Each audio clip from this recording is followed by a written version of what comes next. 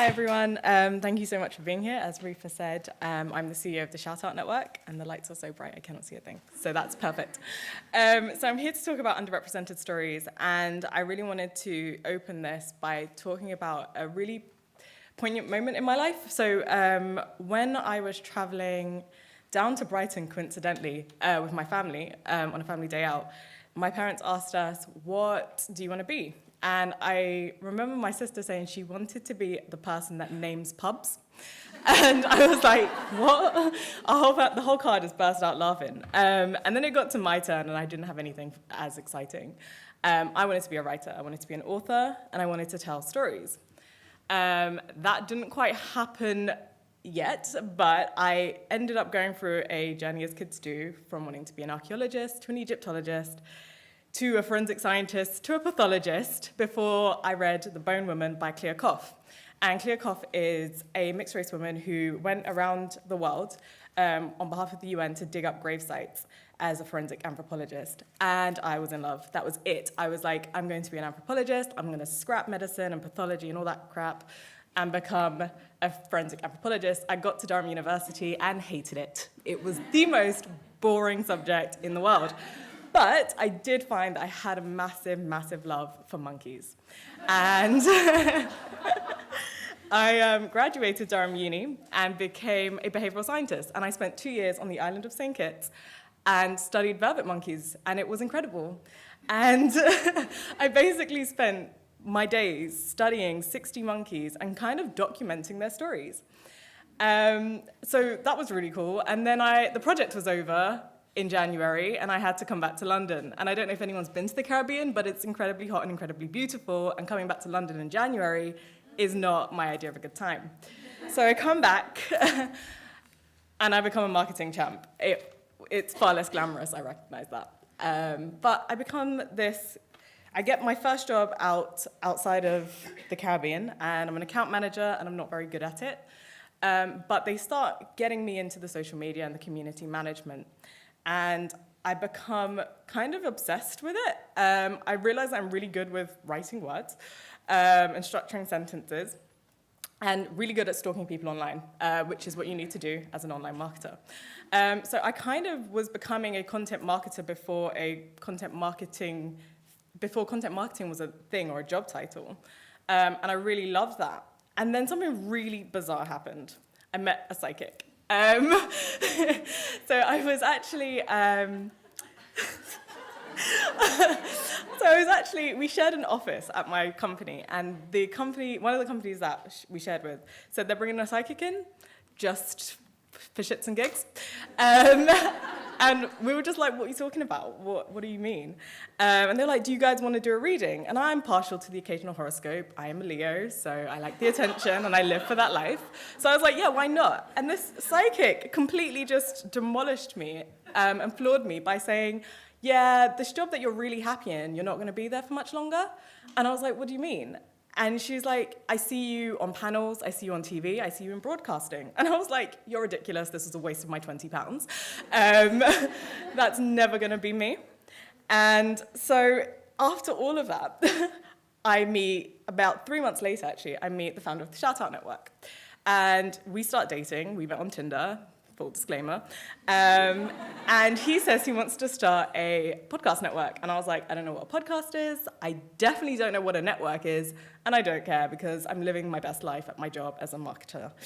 And he goes on he starts buying equipment and things start appearing in the house. And I'm like, I don't know what's happening. And then a colleague, ironically, introduces me to Serial. So I don't know if there's a show of hands of how many people have heard Serial, the podcast. A lot, yeah, it's life-changing, right? It completely blew my mind. I've never heard a story like that before. I've never heard stories like that in audio. And it completely moved me. And within about 72 hours, I binge listened to the whole thing, and I craved more. I was like, what am I going to do? I went through every podcast directory trying to find the equivalent of Serial before landing on This American Life. And the first story I heard from This American Life was about Chicago inner city schools. And I remember sitting on the train, and I was just in floods of tears. And I didn't know audio could move me like that. I'd never heard a story told in this way and felt so touched and so moved. And moved into action as well. So I carried on searching for more stories. And I found this African-American podcast called The Read, and they're probably the biggest Black podcast in the world. They are huge. They are two gay hosts, and they brought me into a life of like what it's like to be Black and gay in America. And I completely related to elements of their stories, but there was something so candid and raw about how they were speaking and how uncensored they were. I was like, you could get fired for some of this stuff. Like, what are you doing? Don't you guys have jobs? One of them didn't, but that was fine. And it completely blew my mind. So I started Googling for the UK equivalent, and there was none. So I started speaking to my co-host at Melanin Millennials, Satia, about the possibility of doing a show. And in that time, me and FA still were on a search for the kind of UK's version of The Read, if you will, someone in the UK to tell these stories. So he asked me, really randomly, to run this company. Bearing in mind, my job is marketing. I have experience with monkeys. And I'm like, I don't know what do you mean? This was not my dream. It's not my vision. And the psychic's words are just flooding back to me, and it's dawning on me that I'm going to be a public speaker. And I'm like, I don't want to do any of that. And I become a female CEO, and I don't know what that means. I remember that I burn out a lot. I've worked in a lot of startups, and the drive and the passion fuels you to the point you burn out, and that is really dangerous. And I'm getting a lot better at managing that. But I've found that I still face a lot of prejudice as a woman, as a female CEO. And it's something that it's an ongoing journey. It never kind of gets better, but it's improving. So I now call myself a podcaster. I'm proud to say I am a podcaster. That is what I do. And we started the ShoutOut Network. And I think through us telling our stories, and our story being so underrepresented in the UK, we managed to attract a number of other people that looked at podcasting as the thing they wanted to do in life. So, as Rupa mentioned, mostly lit. Alex is a 6-foot-tall Black man with glasses, and he met with us and said he wants to start a podcast. And we're like, yeah, sure, what else? Yeah, if you want to do it, just come on. We've got no one else, so why not? And I never, ever expected him to utter what he said next. I want to do a podcast about books. And in that moment, I was shocked. I didn't expect it, and I had to check myself as to why I didn't expect that. Why didn't I foresee that a tall Black man could talk about books or literature? It just didn't occur to me that that was possible.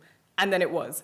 And it's incredible. Mostly Lit got on to win Best of 2016 by iTunes this year, or last year. So they're doing incredible work. And they've got a live show in Waterstone. So they are moving hugely, they're hugely successful.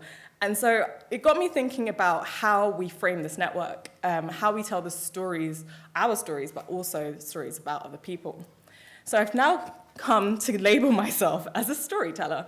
And that's because I told my story, and through my story, I was able to bring on Alex from Mostly Lit, Sule and Kira from Two Fools Talking, Jules and Stephen at Artistic State of Mind, who talk about theatre and the arts and music and how they never see themselves represented in these places. And I was like, we've created something quite beautiful in that through us telling our story and representing ourselves, we've managed to allow other people to do so, to feel comfortable telling their stories. And that's where I'm at today. So to sum up, I think it's really important that if you're thinking about podcasting or whatever you're doing, you have a great story. What is your monkey moment? What is your what the F psychic moment? What are those pivotal moments? What was the moment that they asked you to step up and do something you've never done before? Because that's what shapes your story. That's what you'll be on stage talking about, like I am. And have a really clear vision. The first iteration of the ShoutOut Network's tagline was something like the UK's urban podcast network. Just was rubbish. I hated it.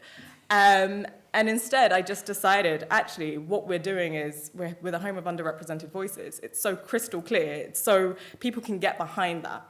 People understand what that means. And so have a crystal clear vision. It's going to take months and months to figure it out sometimes, but once you get it, you'll know, and it'll feel completely right. Understand why you're doing it and who you're doing it for. I do this for me. First and foremost, it is a completely selfish and narcissistic thing to do. I recognize that. And I've made my peace with that. But by extension, my kind of narcissistic tendencies, might be the Leo in me, have allowed me to bring people behind me. Some people really believe in what I'm doing, and so they're following me on this journey, and I don't know where I'm going. So it's going to be a hell of a ride. But understand why you're doing what you're doing. As Simon Sinek says, find your why. And if you're already doing something that already exists, or you've created something that exists, what's your new angle? Have a story within that angle, whether it's the journey of how you got to that product, or that episode, or that title, whatever it is, have a new angle, because it's so crowded right now, and you need to be able to break the mold. I'm going to stand by the fact that mine are still monkeys. And be diverse in your team, your thinking, and your content. I have had to check so many of my own internal biases. And I have a lot. Like, I have so many biases that I did not realize until I started doing this. And I brought people on board, and not everything has worked out in a massive win. But by letting people kind of create the things that they want to create, you'll end up with something quite magical and quite beautiful. And I think you also need to really be open to ideas that people bring to you. Because unless you have a diverse team, there's going to be things on your table that you will never have expected. So that's all I have to say. Thank you so much. I'm Imriel Morgan.